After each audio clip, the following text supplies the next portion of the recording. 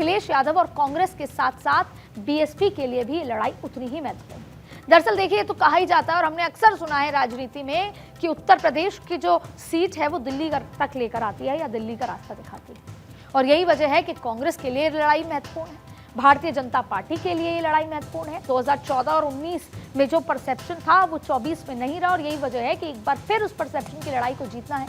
और अब मायावती अगर इन 10 उपचुनाव वाली सीटों पर अपना परचम या वर्चस्व नहीं दिखा पाई तो एक बार फिर मायावती के लिए आगे की राह बहुत मुश्किल होगी।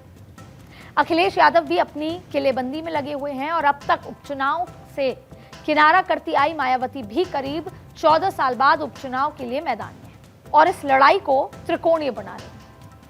लोकसभा चुनाव में भी उन्होंने ऐसे कैंडिडेट्स उतारे कि कोशिश की कि उनको लगे कि उनकी पार्टी का अस्तित्व है, जनता को लगे कि बीएसपी ने कहीं ना कहीं मामला त्रिकोणीय किया है, यानी कि इंपैक्ट सीटों पर दिया है।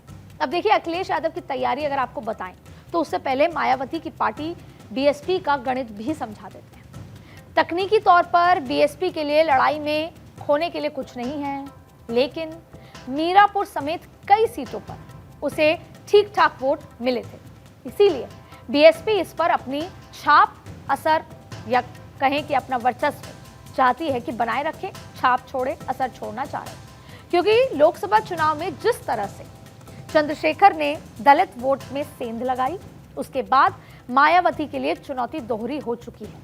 और इस बार भी अगर वो असर नहीं छोड़ पाए तो जैसा मैंने आपको कहा कि उनके अस्तित्व की लड़ाई होगी। बीएसपी को वोट कटवा के टैग से जूझना होगा, जो वो पिछले लंबे समय से जूझ रही है।